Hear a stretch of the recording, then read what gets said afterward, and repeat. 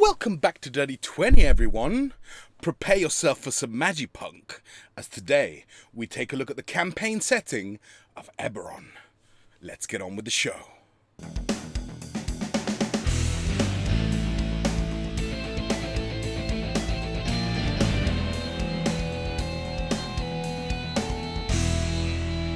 Thanks for joining us, lovely people. Now, early on in the channel's history, we did a first look at the 5e book, Eberron, Rising from the Last War. If you haven't checked it out, please do so. In this video, we're going to take a look at the setting of Eberron, a little bit of its history, and where it's at currently in 5e. But there is lots that's worth your time in this book, and I recommend you pick it up. Eberron was created by Keith Baker back in 2002 for a competition run by Wizards of the Coast, which it actually won and was published in 2004. Its blend of pulp adventure, film noir, steampunk, and traditional fantasy gave it a really nice contrast to the existing campaign settings. Fast forward to 2018 when the PDF Wayfarer's Guide to Eberron was dropped on the DM's Guild. Now this introduced elements like the Warforged and the Artificer class. Stick around for our character building section for a little more on them. And about a year later we got the hefty campaign setting book of Eberron Rising from the Last War. Let's take a look at the book itself and the world and the creation myth that is in there. Let's go to page number 5, where we learn what the inhabitants of the world of Eberron believe is the origin of their planet. Every child knows the story of the progenitor dragons, Sybaris, Eberron, and Khyber. In the dawn of time, these three cosmic beings created 13 planes of existence, each embodying a concept. Their final work was the material plane, where all ideas would become manifest, a realm that could know war and peace, life and death, order and chaos. But cruel Khyber sought ultimate dominion over this new reality. She struck Sybaris without warning and tore him apart. Eberron wrestled with Khyber and bound the traitor in her coils, but could not defeat her. So Eberron became a living prison, a world that would forever contain Khyber's evil. Almost every culture in the world shares this story as a myth that explains the world. Shattered Sybaris became the ring of golden dragon shards wrapped around the planet, said to be the source of magic. Eberron is the world, the source of all natural life, and Khyber is the Underdark, and the source of aberrations and fiends, forever struggling against her bonds and yearning to destroy the world above. Another tale shared across cultures describes one more conflict that occurred in the first age of the world. Long ago, powerful archfiends known as the Overlords and their armies of Rakshasa and lesser fiends dominated Eberron. Forces of light, some versions of the story say the 9 gods of the sovereign host, others say an alliance of dragons and celestials eventually defeated the Overlords. But these fiends couldn't be destroyed. Instead, their immortal essences were bound in Khyber. Whatever the true details of this tale, this much is true. If the Overlords ever break their bonds, the consequences would be catastrophic. Over the course of millennia, numerous civilizations rose only to fall. Giants built many kingdoms on the continent of Zendrick and were devastated by a war with the dragons of Arganessen. The Goblin Empire of Dekkan ruled Corvair until its reign was shattered by an invading army of mind flayers, beholders, and the foul creatures that created them. Today, these civilizations are known only through the remnants left behind. Perhaps the most significant piece of recent history on Corvair is the last war that is referenced in the title of the book. A civil war between the 5 nations of Aundair, Breland, Karnath, Thrain, and Syri. This war came to an end with the cataclysmic destruction of Syri, known as the Morning. The nation of Syri was once the heart of the kingdom of Galifar.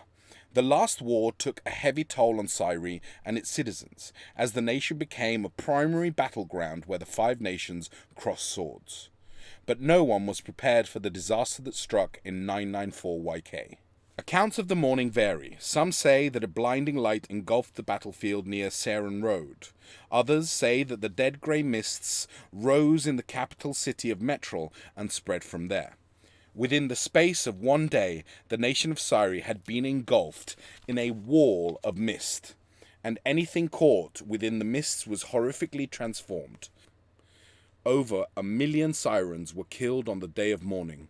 Those who survived were soldiers fighting in enemy territory, those living on the borders who were able to flee from the advancing mists, and those who were able to escape the interior through magical means. On 20th Olaroon 994YK, the nation of Cyrene ceased to exist. The mourning threw Corvair into a state of shock. Who can unleash such power? Was this a weapon, and if so, when would those responsible issue their demands? Were the borders of the lingering walls of mist stable, or could they expand at any moment? What was to be done with the Siren refugees, surging into every adjacent nation? Fear of the mourning ended the war, but all those questions remain unanswered. Breland opened its borders to refugees, and Prince Orgev serves as the de facto ruler in the new area now called New Syri. Despite its grand name, New Syri is little more than a vast refugee camp. Other refugees scattered across Corvair, some are treated with pity, others with suspicion or anger. And fear of the mourning hangs like a shadow across Corvair. Could it happen again? Is this how the world ends?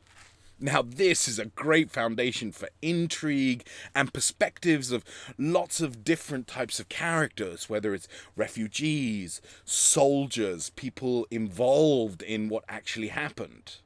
It evokes elements of the First World War and the Second World War. But if you're not a fan of these kind of world-shaking stories, and instead prefer the smaller, more personal kind of story, look no further than the city of Shan. Shan is the largest city in Corvair, with a population of 500,000 people. Humans make up about 1/3 of that number, and dwarves are 1/6 of it. The rest is a blend of every race found across Corvair. Halflings, elves, and gnomes all have a significant presence in the city, but even Kalishtar and changelings have communities in Shan. Beyond the permanent population, tens of thousands of people pass through Shan every day.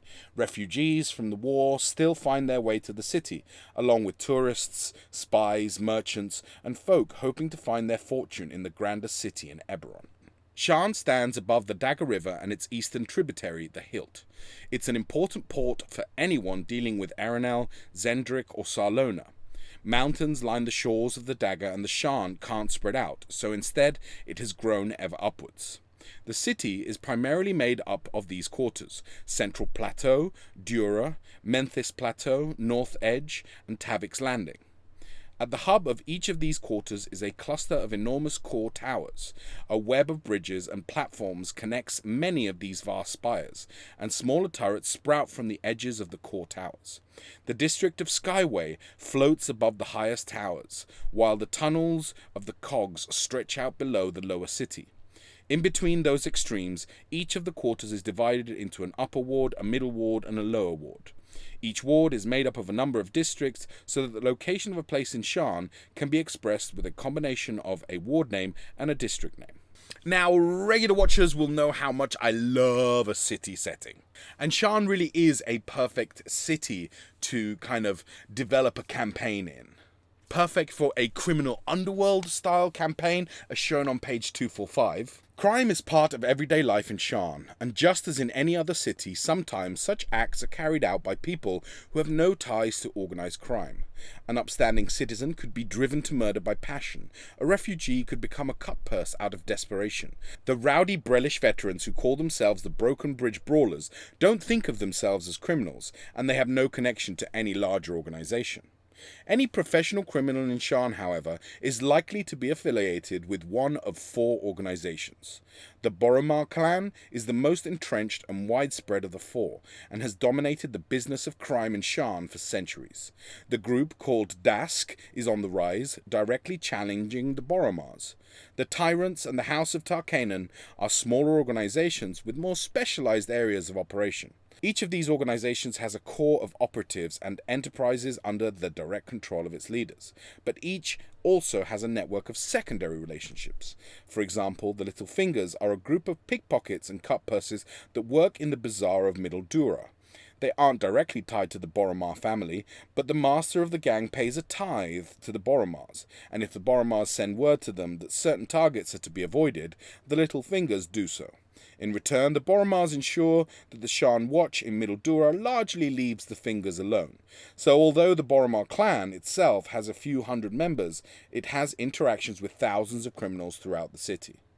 There is just so much depth to this setting that even if you don't really want to run a game in Eberron, I would really recommend picking up this book to use as inspiration for your own homebrew setting.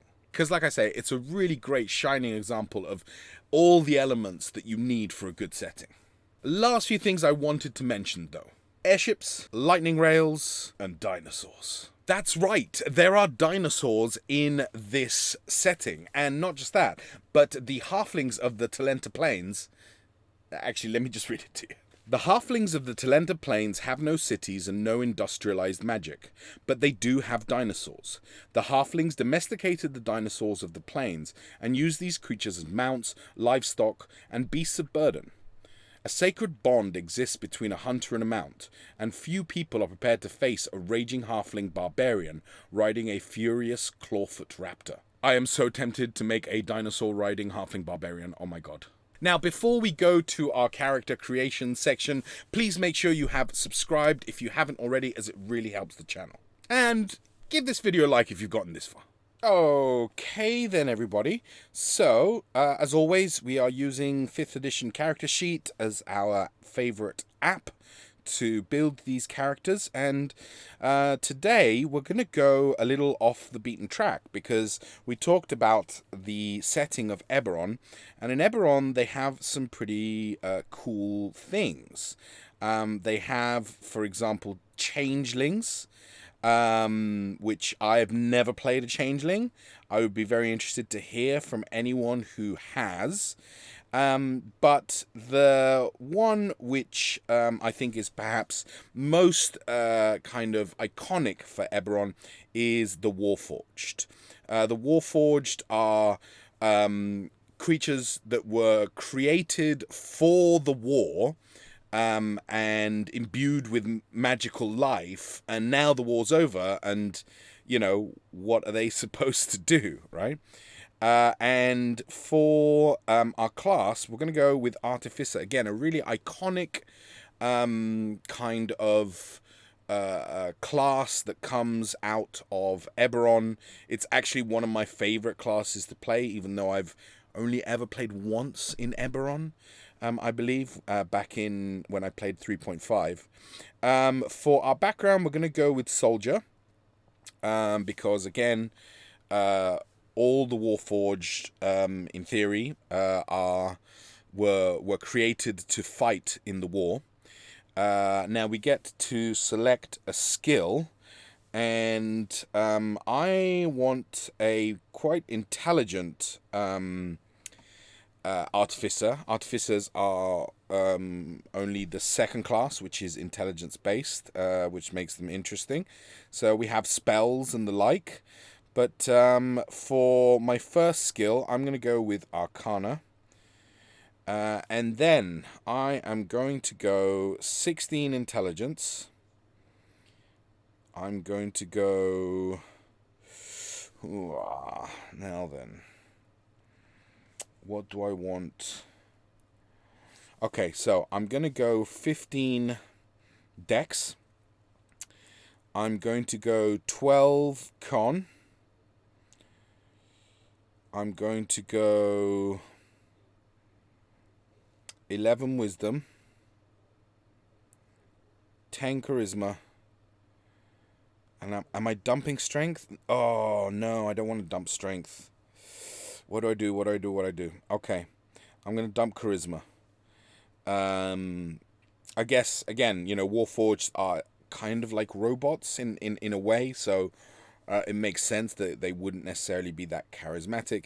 And Strength, I'm going to keep to 10, so that's going to be plus nothing. And I'm going to give my Dex a +1. That's going to be helpful for, you know, my armor class, basically.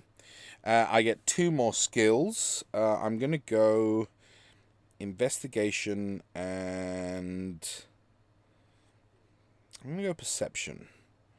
Okay. So, 10 hit points. Now, weapon.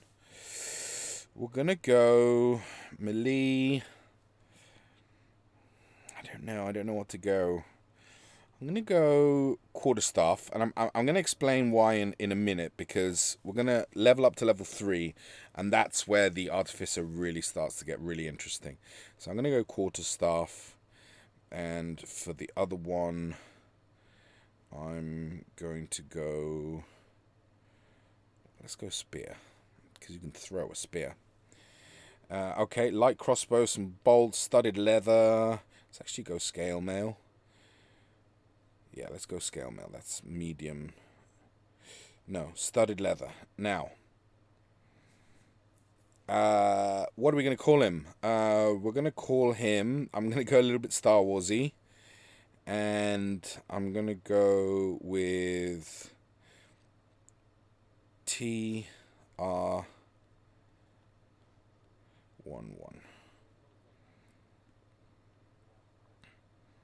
TR11. Okay.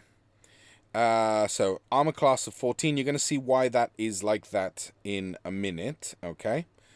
We have fine on skills. Intimidation +1, I think, because you're a warforged. Quarterstaff and spear +2.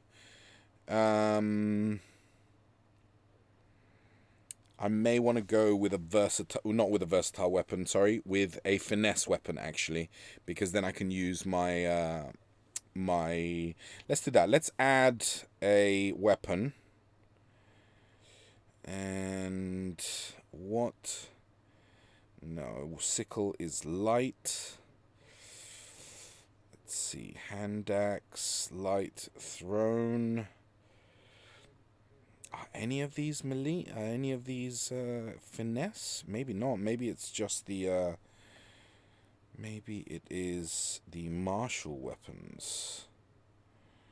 So I know, for example, the rapier is definitely finesse. Let's add a rapier, and we'll see +5 and 1d8 +3 on damage. That's just better, right?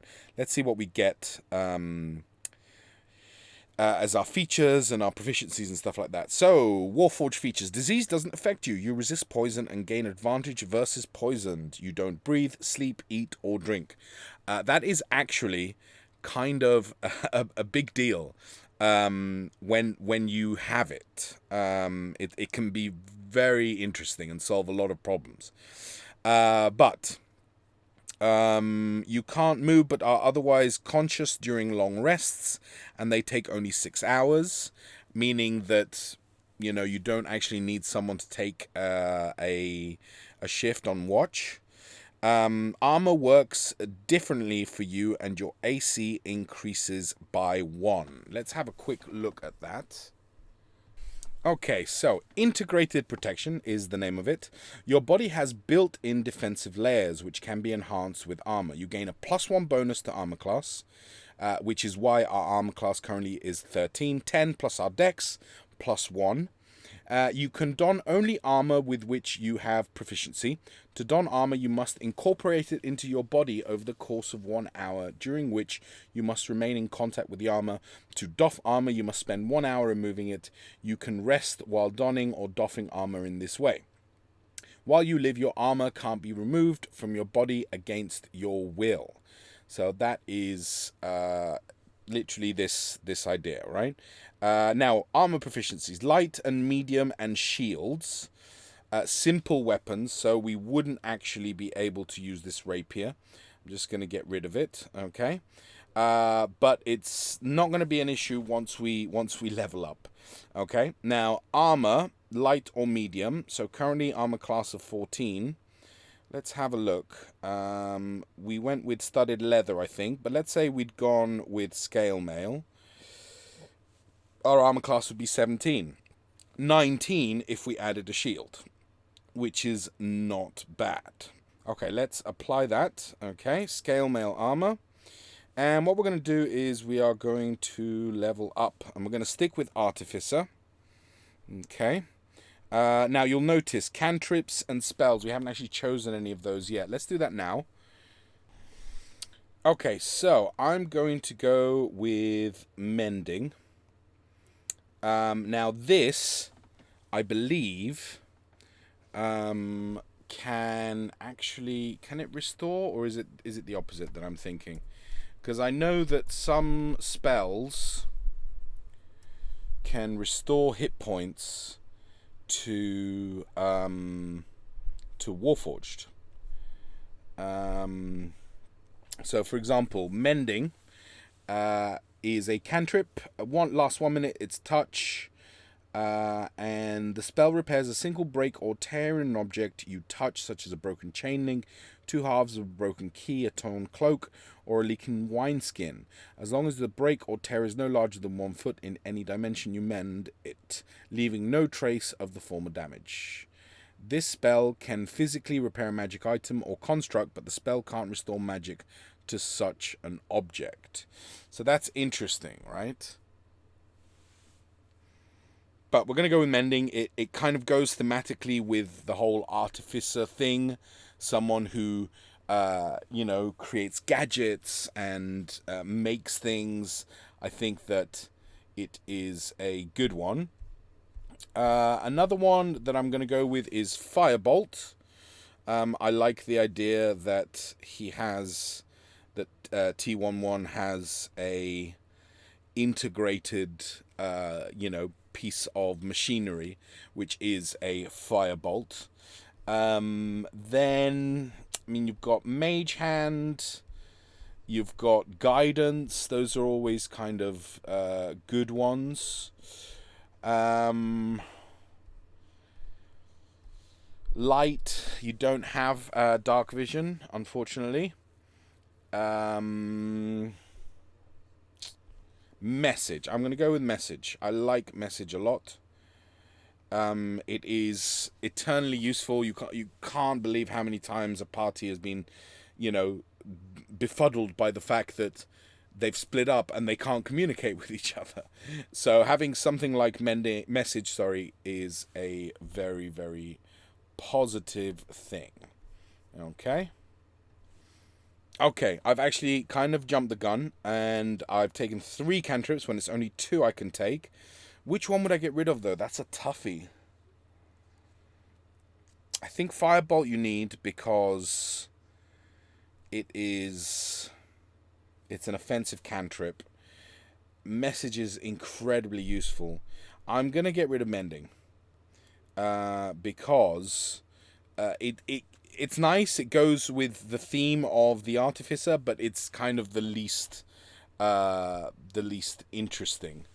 Now, 2 spells at first level, and for those... Okay, now it depends which way you want to go, right? If you don't have a healer, you could take Cure Wounds, for example. Absorb Elements is really quite a good one. It gives you protection against an element that you choose. Detect Magic, always really helpful. Disguise Self, if you're going to go with, like a kind of spy element. But I think I'm going to go with Detect Magic.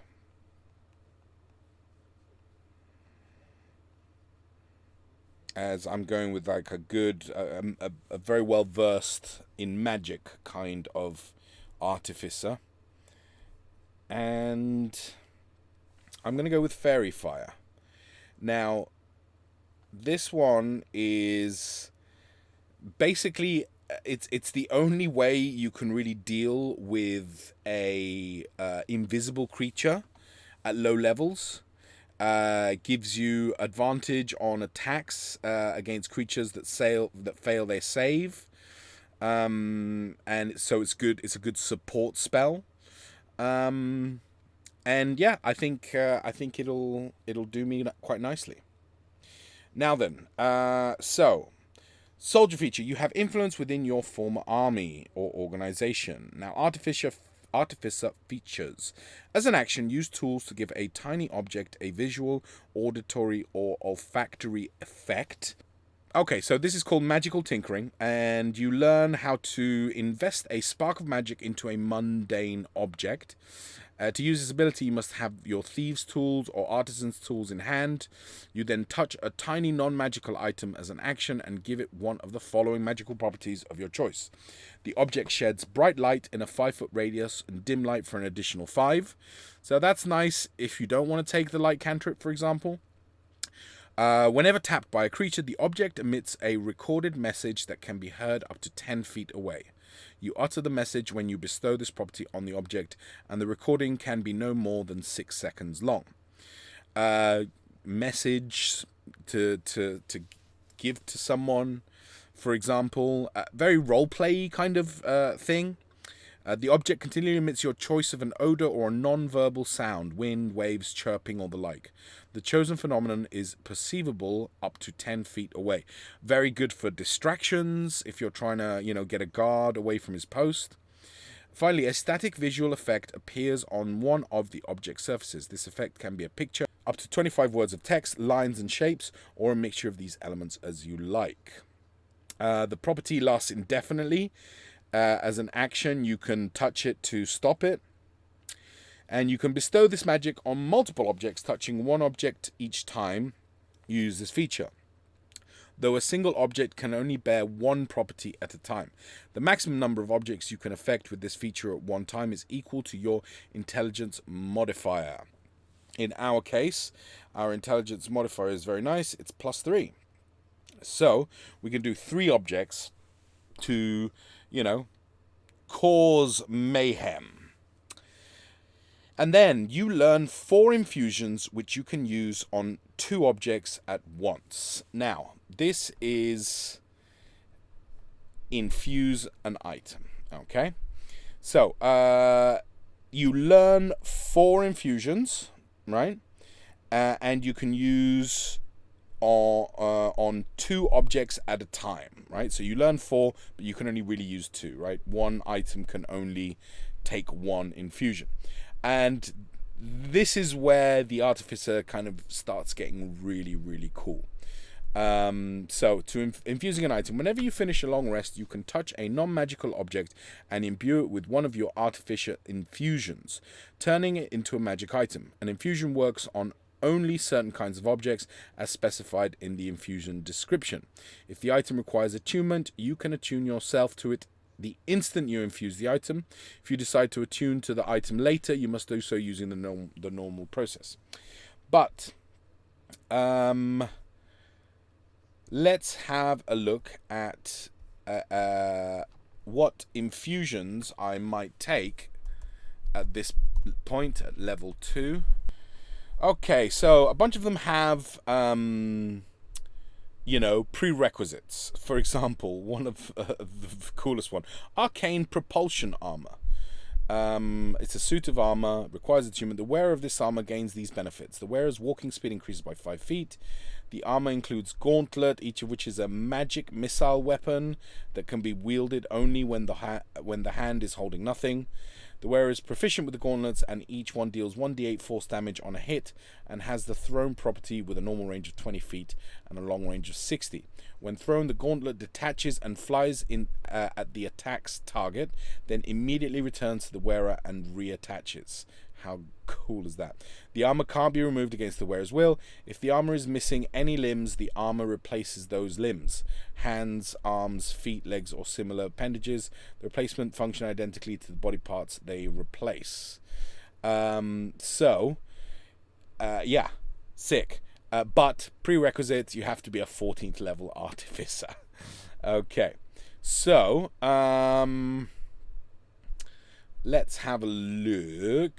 For example, Enhanced Defense. A creature gains a +1 bonus to armor class while wearing armor or wielding a shield, the infused item.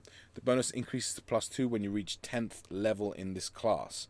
So, again, a +1, very nice. Enhanced Weapon, you could potentially do that. That's pretty cool. The homunculus servant is also pretty cool if you like having a little like droid for your own droid. That's pretty cool. Repeating shot. This one's one that I like a lot. For example, for the crossbow, right? This magic weapon gains a +1 bonus to attack and damage rolls made with it when it's used to make a ranged attack, and it ignores the loading property if it has it. If you load no ammunition in the weapon, it produces its own, automatically creating one piece of magic ammunition when you make a ranged attack with it. The ammunition created by the weapon vanishes the instant after it hits or misses a target. Very nice. So yes, I would probably go repeating shot, and I would go enhanced defense, and those are the ones that I would probably immediately use. Then you do have the replicate magic item for some pretty useful things like a bag of holding, for example. Basically, if you have an artificer in your group, magic items are not going to be a problem.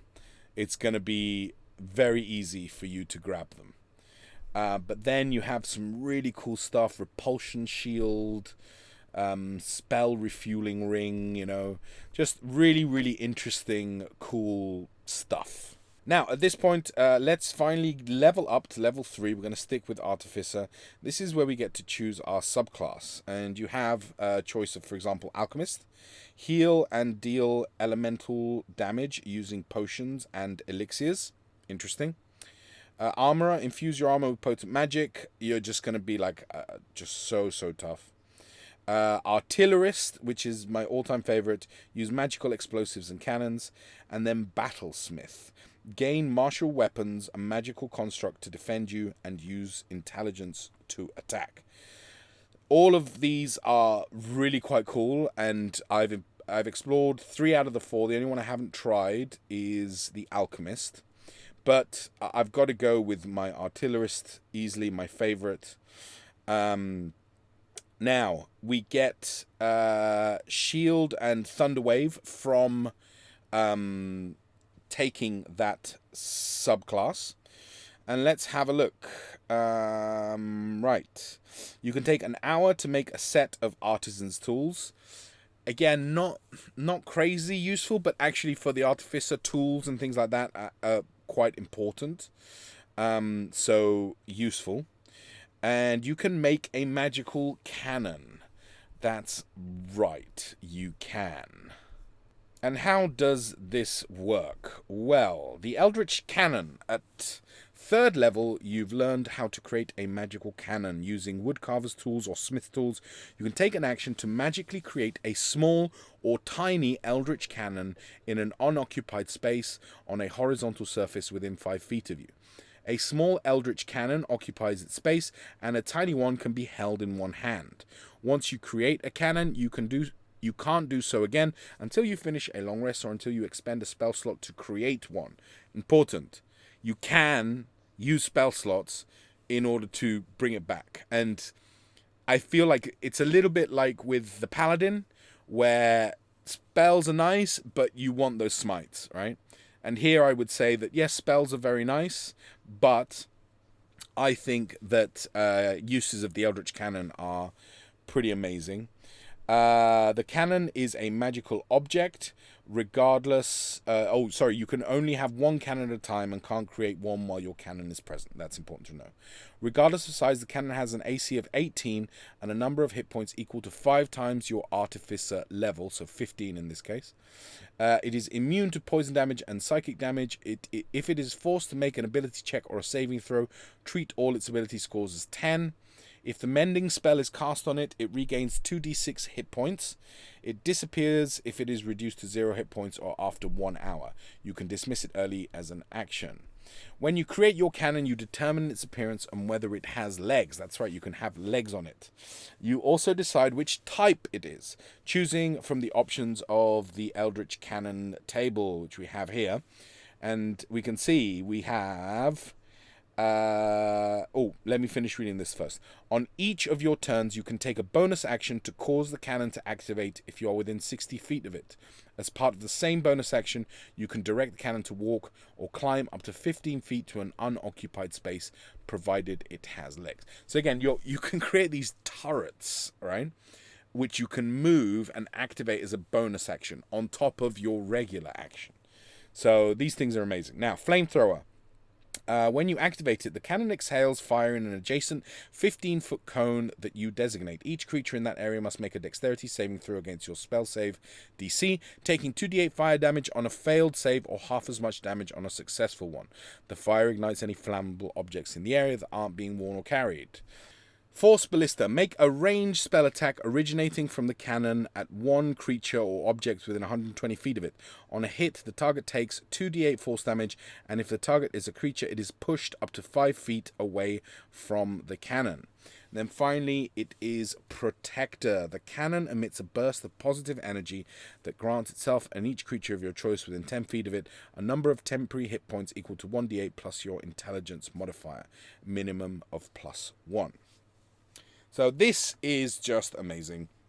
It's the reason why I love playing Artificers, is these Eldritch Cannons. I can't recommend it highly enough. Again, playing a Warforged, also something that can be really fun and really cool. I think that I want to play TR11 or TR11 because, yeah, he sounds amazing. There we have it, lovely people. Thank you so much for watching. What do you think about Eberron? Now, there's plenty in this setting to talk about, so if you want more videos on the setting of Eberron, please let us know in the comments down below. And what do you think? Would you like to play or run a campaign set in Eberron? I gotta say, the more I read about it, the more I really want to. If you do too, why not share this with your DM as a not-so-subtle hint? Take care of each other, and as always, keep slaying.